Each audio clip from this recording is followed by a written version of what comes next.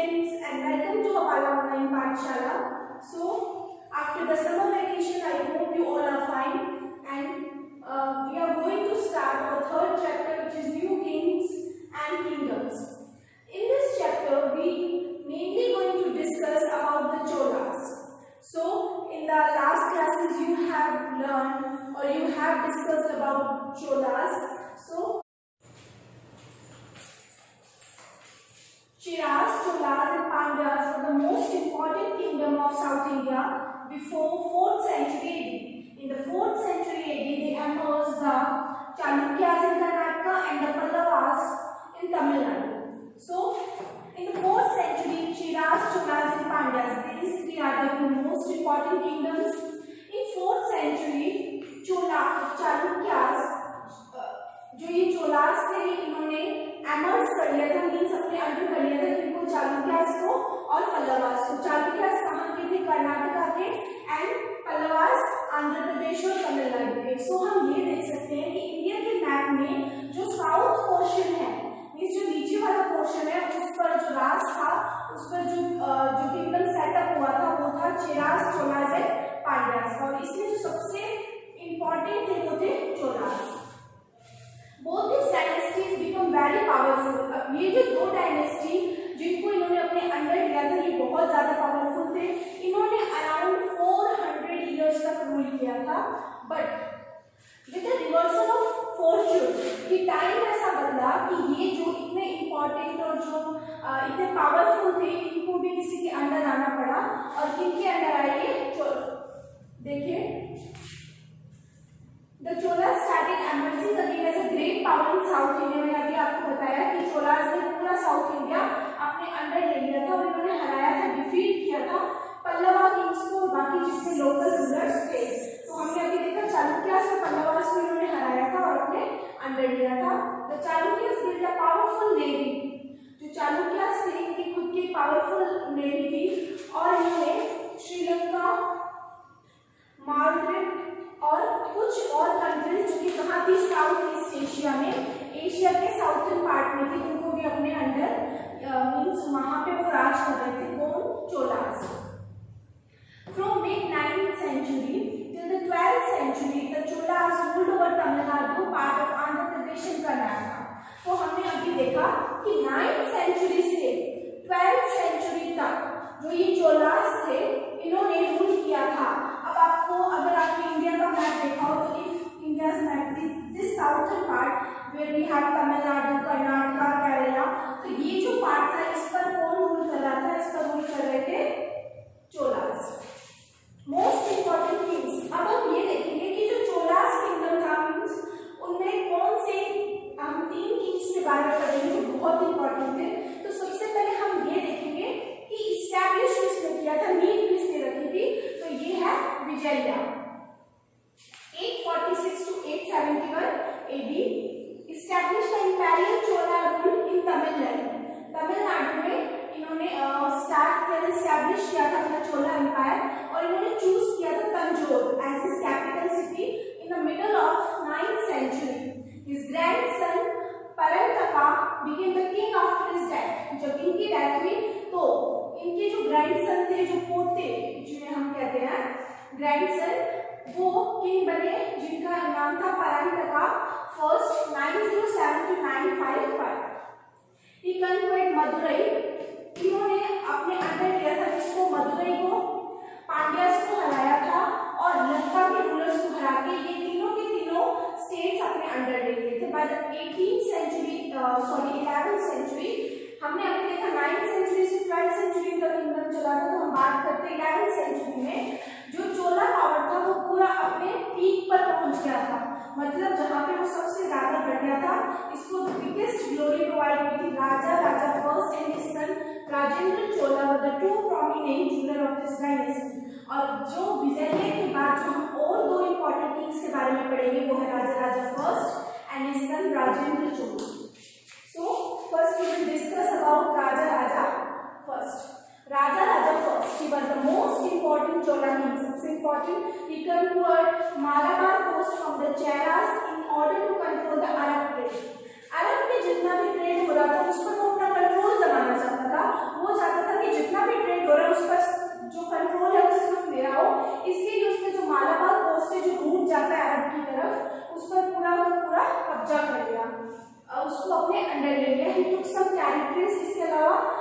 जो इसमें एमर्स किए थे, जो जीते थे, वो थे Mysore, Travancore, who thus extended his empire in the north and south. He extended his empire in the north and south. He built a powerful navy. एक बहुत ही अच्छी नेवी तैयार की थी, पूरी सेना थी इसके पास, जिससे वो दूसरे राज्यों के साथ युद्ध कर सके या वॉर कर सके. He was very thus good at naval warfare. He controlled islands, the sea like Lacadives and Maldives. ये दो आइलैंड थे जिन पर इसने अपना कंट्रोल किया था. In the north, he annexed the northwest part of Ganga. Ganga का जो नॉर्थ वेस्ट पार्ट था उसमें भी इसने अपना कंट्रोल जमाया था. He built the Brihadeeswara temple. दो टेम्पल्स बनाए थे. पहला टेम्पल था बृहदेश्वरा टेम्पल इन तंजावुर, और जो दूसरा टेम्पल था वो था Raja Rajeshwara temple of lord Shiva. Shiva भगवान का ये टेम्पल था. ये कहाँ पे था? तंजौर में. पहला टेम्पल तंजावुर में और दूसरा तंजौर में. और अभी मैंने आपको बताया था जो तंजौर था वो उनकी कैपिटल सिटी थी. On the walls of this temple, इसकी जो दीवारें थी टेम्पल पे, उस पे राजा राजा फर्स्ट ने जितना भी काम किया था, जो वॉल्स किए थे, इसके अलावा जो अच्छा काम किया था, वो सब के सब इसने इंस्क्राइब कराए थे, इस दीवारों पर खुदवाए थे. Under his rule the Chola became the paramount power in southern India. Southern India के सबसे पैरामाउंट पावर वाले किंग ये बने थे. The increasing trade brought prosperity to the kingdom Cholamandal. The word Coromandel was derived from Cholamandal. So हम ये कह सकते हैं कि जो इनका ट्रेड था वो बहुत ज्यादा बढ़ गया था इस टाइम पे, और इस ट्रेड को ही बोला जाता था. ट्रेड की वजह से इनके किंगडम में बहुत ज्यादा प्रॉस्पेरिटी आई थी, इस बहुत ज्यादा अमीरी आई थी. इसकी वजह से इस किंगडम को चोलामंडल का नाम दिया गया, और इस चोलामंडल से ही कोरोमंडल वर्ड ड्राइव किया गया. So third and the last ruler is Rajendra Chola, 1016 to 1044 AD. Rajendra succeeded his father Raja Raja first. Rajendra किसका बेटा था? राजा राजा फर्स्ट का. He conquered the whole of Sri Lanka and carried his army right up to the central India, assumed the title of Gangaikonda Chola. अब सबसे पहले इसने श्रीलंका पर, पूरे श्रीलंका पर अपना कब्जा किया. फिर इसने कोशिश की कि जो सेंट्रल इंडिया है वो भी ये अपने अंडर ले ले, और नाम रखे गंगाईकोंडा चोला. He attacked the Pala kings of Bengal and the Odisha and defeated them. जो उड़ीसा और बंगाल में राज कर रहे थे पाला किंग्स, उन पर इन्होंने अटैक किया और उन्हें हरा दिया. इससे वो सारा का सारा किंगडम उनका हो गया जो पाला के अंदर था.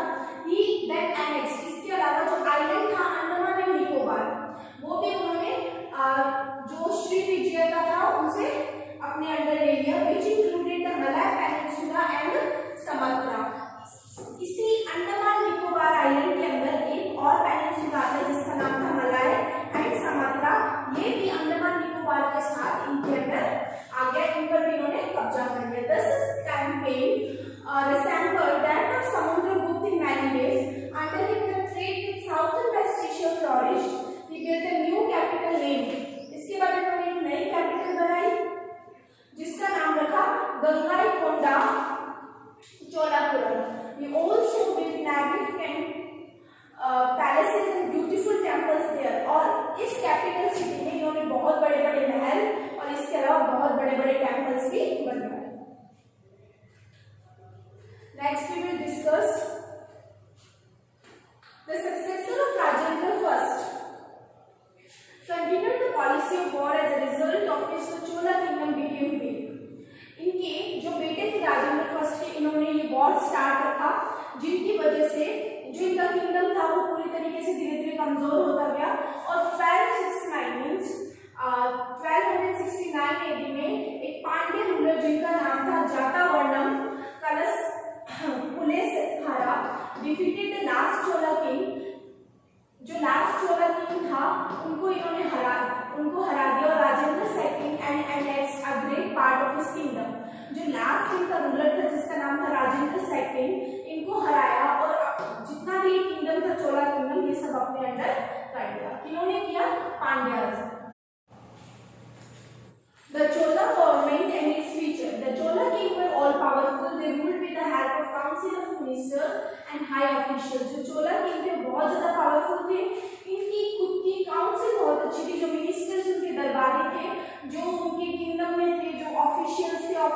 बड़े बड़े, वो सब बहुत ही उनकी हेल्प से इन्होंने अपनी गवर्नमेंट बहुत अच्छी तैयार की।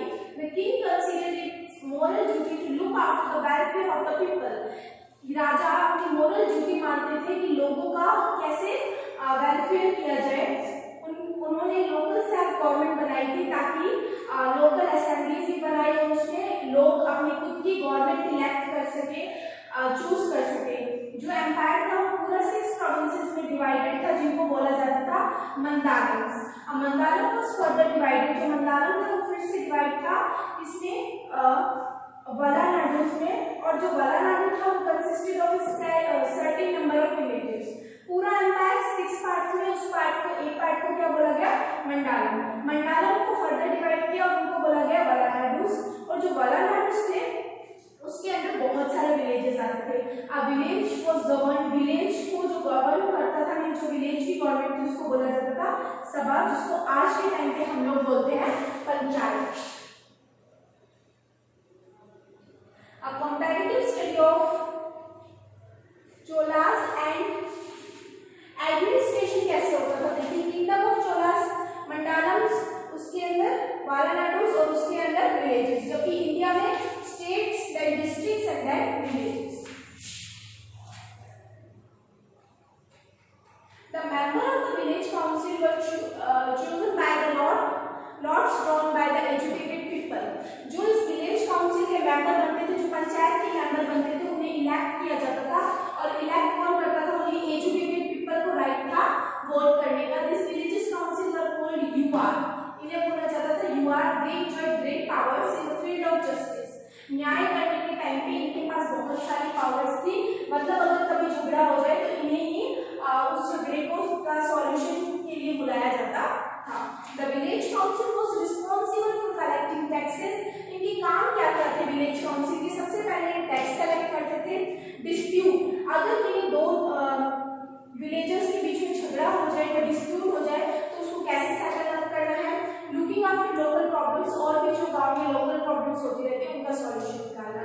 ऐसी बहुत सारी कमेटी थी, जैसे टैंक कमेटी थी जिसे पानी के डिस्ट्रीब्यूशन का ध्यान रखना था।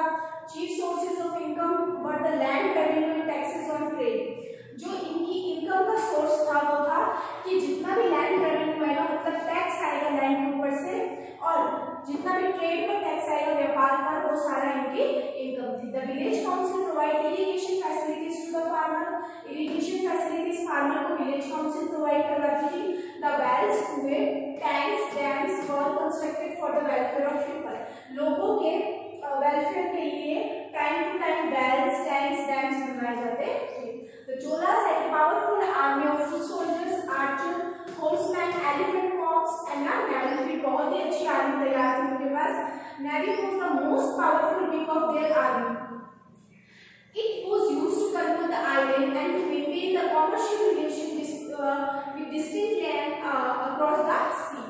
ये जो नेवी थी ये सिर्फ युद्ध लड़ने के नहीं, बल्कि जब भी उन्हें आइलैंड पर कंट्रोल करना होता था, कब्जा करना होता था, तब भी यूज होती थी।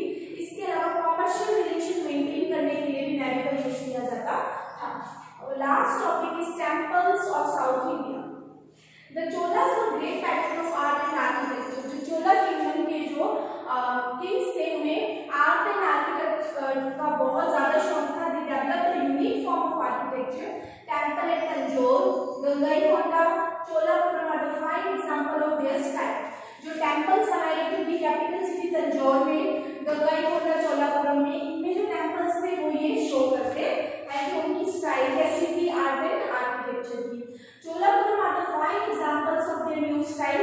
चोलापुरम में जो बाद में उनकी कैपिटल सिटी बनी थी उनमें उन्होंने नए नए मंदिर बनवाए थे, नए नए पैलेसेस बनाए थे। The gateway of temple is called gopuram. जो गेट था उस टेम्पल का उसको बोला जाता था gopuram. The centre of the top of the temple there was a spire like structure called shikha. एकदम आपने देखा होगा कि मंदिर के जो सेंटर होता है उसमें ऐसा करके कोई स्पाइन बनी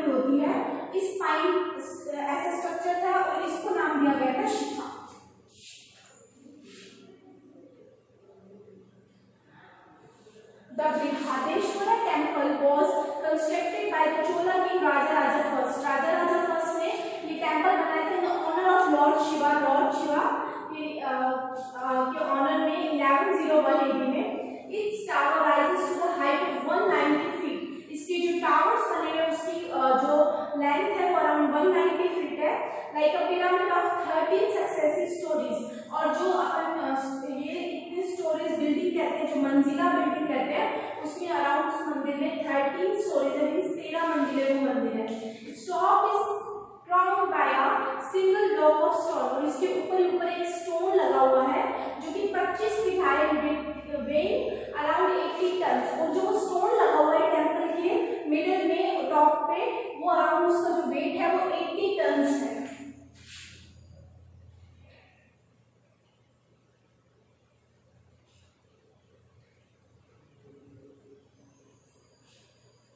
The walls of the temple carved with scenes depicting both gods and men. The towns of Kanchipuram is full of temples.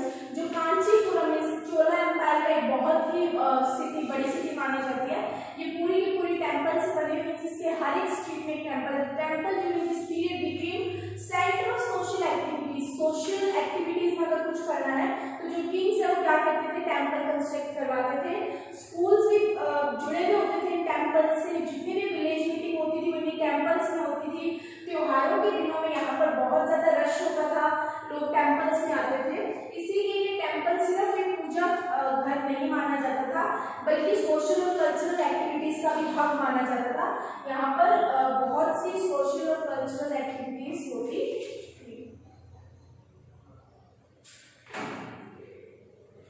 The Cholas encouraged the art of molding. The Chola craftsmen mastered the art of making stone and bronze images of god and goddess. इनको moulding का means मूर्ति बनाने का बहुत ज्यादा शौक था। इनके जो क्राफ्ट पर्सन्स थे वो स्टोन और ब्रॉन्ज की इमेजेस बनाते रहते थे गॉड और गॉडेस की। The image of Nataraja the lord of dance, जिनको नृत्य का भगवान कहा जाता है नटराज, इनकी इन्होंने एक सुपर मास्टरपीस तैयार किया था जो कि ब्रॉन्ज का था, तांबे का था। The bronze sculpture was one of the most significant contribution of Cholas in Indian art में जो ब्रॉन्ज की स्कल्पचर्स तैयार होते थे वो चोलास की देन है। Education and literature, the temple were the centre of education. मैंने अभी बताया कि जो मंदिर थे उनसे जुड़े हुए क्या थे, स्कूल्स थे, उन्हीं के साथ में तो वहाँ पर एजुकेशन भी प्रोवाइड की जाती थी। हर टेंपल में एक माथा नाम से एड्रेस था, वहाँ पे पढ़ाया जाता था, फूड अवेलेबल था, क्लोथिंग कपड़े खाना सब अवेलेबल था। बोर्डिंग टू द स्टूडेंट्स, वहाँ के बच्चे रहते भी थे जैसे बोर्ड स्कूल्स में रहते हैं। सब माथास पर वो एक आप ये मान सकते हैं हॉस्टल टाइप का, जो आज बोर्ड स्कूल और हॉस्टल होते हैं जहाँ पे बच्चों को क्लॉथ और सब अवेलेबल होते हैं, उसी तरीके से ये माथास थे जो कि टेंपल से जुड़े हुए थे। Large enough to accommodate 400-500 students. इस हॉस्टल में, इस माथा में अराउंड 400 से 500 बच्चे रह सकते थे। संस्कृत और तमिल दोनों ही यहाँ पे बच्चों को पढ़ाई जाती थी। Many religious books were translated from Sanskrit to Tamil, Telugu and Kannada languages. बहुत सारी ऐसी रिलीजियस बुक्स थी, एपिक्स थे जो कि तमिल संस्कृत से तमिल में, तेलुगु में, कन्नड़ लैंग्वेजेस में ट्रांसलेट किए गए थे। The Ramayana of Kamban in Tamil is such an example. जो रामायण थी वो कंबल की जो तमिल लैंग्वेज में लिखी हुई थी वो इसका सबसे बड़ा एग्जांपल है।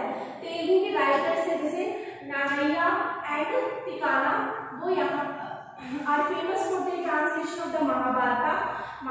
जो महाभारत हमारा एपिक है उसे ट्रांसलेट किया गया था तेलुगु लैंग्वेज में। The Tamil saints like Nayanars, the Alvars and the Lingayats are so many other popular saints, ये अलग अलग संत थे। English the local language Pampa, Ponna, Ranna and are the 3 gems of Kannada literature. और अगर कन्नड़ भाषा की बात करें तो ये 3 जेम्स माने जाते थे, इन्हें कन्नड़ लिटरेचर की बहुत ज्यादा नॉलेज थी। The Cholas also encourage the study of, इसके अलावा इन 3-4 लैंग्वेजेस के अलावा जिस बात पर चोलास एजुकेशन पूरी तरीके से जो स्टडी करवाते थे वो थे grammar, astronomy, philosophy, art and other various science. Society, the Brahmins were the most respectable section of the society. Society का सबसे रिस्पेक्टेबल सेक्शन माना जाता था ब्राह्मण्स को। इन्हें फ्री लैंड अवेलेबल करवाई जाती थी एज अ गिफ्ट। राजा इनको time to time land as a gift देते रहते थे। ये जो गिफ्ट था उसे बोला जाता था ब्रह्मा देवा गिफ्ट। इसके ऊपर से कभी भी रेंट नहीं लिया जाता था। जो मर्चेंट और अदर क्लास थे have a flourishing trade with China, ये मर्चेंट्स ट्रेड करते थे किनके साथ? China, south east Asia and west Asia के साथ। Merchants working in the same trade from the guilds, और जैसे एक व्यापारियों का एक ग्रुप बन जाता है, उस ग्रुप को बोला जाता था guilds. which acted sometime like a bank, ये बैंक की तरह काम करते थे। अगर कभी लेबरर्स और पीजेंट्स को, जो गरीब होते थे, उन्हें कभी पैसे की जरूरत हो तो वो इनसे ले सकते थे। शूद्रास को अनटचेबल माना जाता था, जो शूद्रा जाति।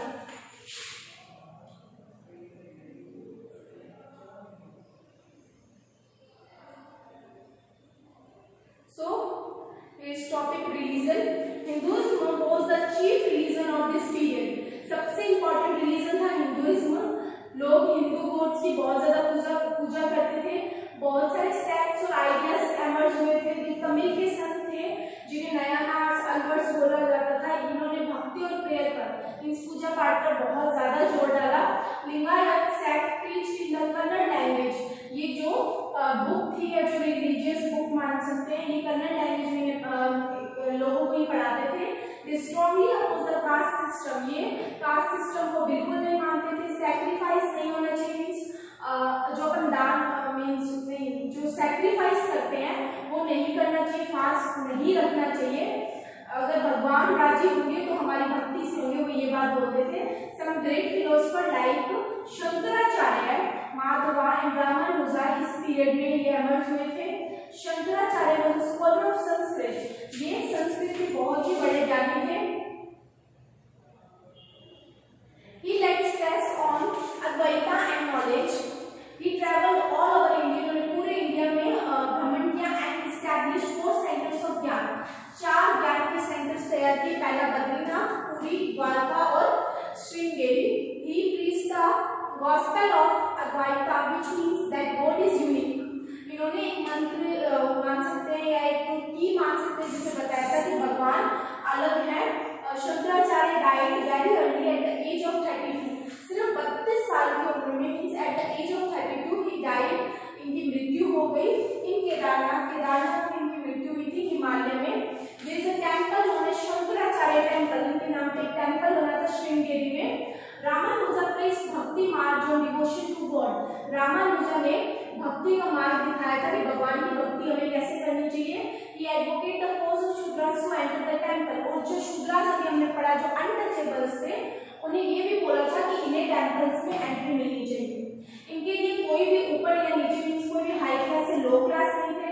Ultimate to the theme salvation by the true worship of Lord Vishnu, कोई भी भगवान की भक्ति करके उनके अंदर आ सकता था अगर हम भगवान विष्णु की सही तरीके से भक्ति करें, वो ये कहना चाहते थे। According to him ego and ideas of quality can be removed from the mind of man through intense practice of Advaita। अगर हम सही मन से भक्ति करें तो हमारे मन में जो घमंड, जो ईगो है, वो एकदम से खत्म हो जाएगी।